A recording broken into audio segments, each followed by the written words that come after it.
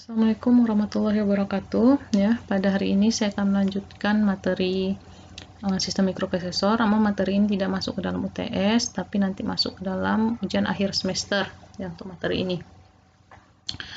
Jadi materi yang akan saya jelaskan selanjutnya adalah di bab 3 ya, tentang teknik penulisan program. Jadi sebelumnya kita sudah mempelajari tentang fungsi dari register ya, terus fungsi dari setiap perintah program, fungsi dari pengalamatan. Nah, jadi ketiga hal tersebut yang kita telah pelajari di minggu-minggu lalu itu sebenarnya fungsinya buat apa? Fungsinya adalah untuk menulis program. Kemarin kan kita belajar hanya penggunaan dari setiap sintaks saja, tapi belum tersusun dengan sesuai dengan susunan program ya. Jadi inilah lanjutan dari yang kita pelajari minggu-minggu lalu. Nah, sebenarnya teknik penulisan program ini, untuk penulisan program sendiri itu pada dasarnya kita harus melewati 3 step. Yang pertama adalah menuliskan algoritma, terus yang kedua adalah menggambar flowchart, dan yang ketiga baru menulis program. Jadi itu adalah tiga hal dasar yang diperlukan oleh programmer ketika dia mau menuliskan program. Hanya saja apabila sudah ahli ya untuk hal-hal dasar seperti penulisan algoritma, flowchart, nah itu dia sudah dipikirkan di dalam kepalanya, jadi tidak perlu dituliskan. Namun kita yang baru-baru belajar ini perlu kita tuliskan supaya tidak lupa atau supaya kita mudah men-tracing bagian mana dari program kita yang salah. Jadi yang pertama, seperti saya katakan tadi, ketika kita menuliskan program, kita perlu melewati 3 tahap dulu. Yang pertama adalah menyusun algoritma atau menulis algoritma. Yang kedua adalah menggambar flowchart atau di sini pembuatan flowchart. Yang ketiga baru penulisan program ya. Untuk isi dari program sendiri ya. Jadi isi dari program sendiri itu ada 3 bagian. Jadi ketika kita masuk program itu ada 3 bagian. Bagian pertama adalah bagian inisialisasi atau bagian awal. Sama kayak kita menulis surat, itu kita perlu kan kalimat pembuka ya. Jadi nggak kucuk-kucuk ketika menulis surat kita langsung ke inti, enggak. Tapi kita ada bagian pembuka, misalnya adalah pengenalan ya, misalnya saya yang bernama bla bla bla bla, kita harus kenalkan dulu. Nah, kalau misalnya pada pemrograman mikroprosesor 885 ini apa yang kita kenalkan? Yang kita kenalkan adalah register atau memori yang akan kita gunakan.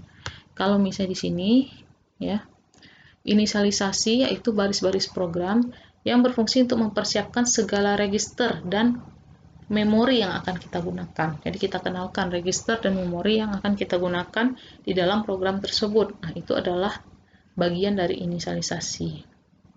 Setelah kita kenalkan itu atau kita tuliskan program itu, maka yang tahap kedua adalah baru masuk ke inti. Jadi saya bermaksud dalam surat kan. Nah, ini di bagian program yaitu bagian pelaksanaan atau bagian pelaksanaan proses dari program tersebut atau bagian pengolahan data ya. Jadi apa yang sebenarnya yang menjadi inti dari program tersebut. Misalnya program penjumlahan, berarti ya intinya adalah penjumlahan. Misalnya program pemindahan data ya, berarti kan intinya adalah pemindahan data tersebut. Nah, itulah inti program. Yang terakhir adalah penyelesaian program ya, penyelesaian program. Kalau di surat itu misalnya kalimat penutupnya. Contoh misalnya sekian surat dari saya ya, untuk kesalahan saya mohon maaf. Nah, dan seperti itu. Semoga diterima dengan baik gitu-gitu kan. Nah, itulah bagian penyelesaian program. Di program itu juga bagian penutup itu adalah menempatkan hasil dari yang kita olah tadi ya ke bagian yang kita inginkan. Bagian itu apa sebenarnya? Ya baik itu register maupun memori. Jadi mau disimpan kemana? Mau ditaruh kemana? Hasil dari proses pengolahan yang kita lakukan tadi. Kalau digambarkan, ini gambarkan seperti ini. Jadi di dalam menulis program ini anggap saja ada program ya. Nah, bagian awal itu inisialisasi, bagian tengah itu adalah inti, bagian terakhir adalah penyelesaian atau proses penyimpanan ya.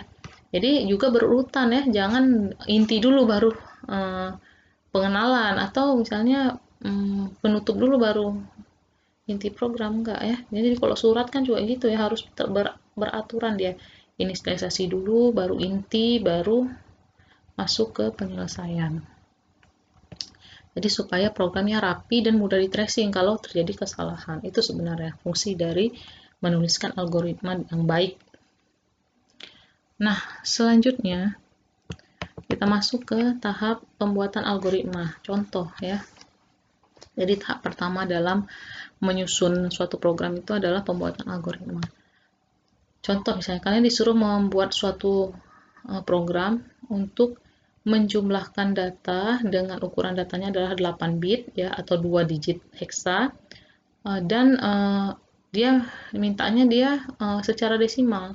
Jadi bukan secara heksa penjumlahannya tapi secara desimal. Nah, selanjutnya setelah dijumlahkan, data diletakkan pada register B dan register C dan hasil penjumlahan diletakkan di register D.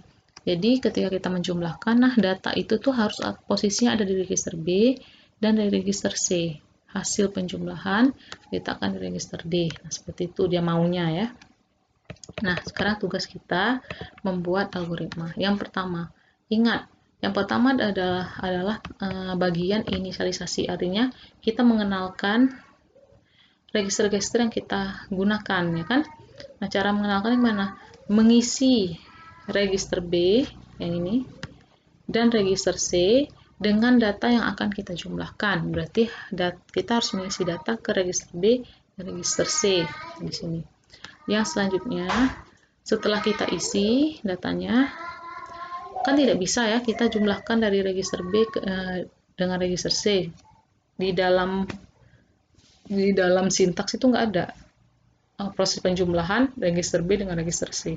Yang ada proses penjumlahan itu pasti melibatkan register A, misalnya register A dengan register C, register A dengan register B ya. Jadi terserah, pokoknya yang penting dia melibatkan register A. Kalau kalian nggak percaya, silahkan scroll lagi ke atas mengenai sintaks penjumlahan.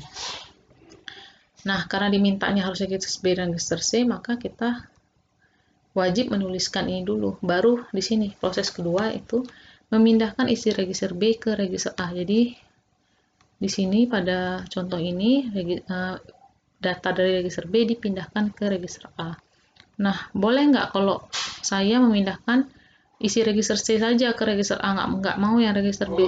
Boleh, nggak masalah ya. Jadi boleh yang register B pindah ke A, boleh yang register C pindah ke A.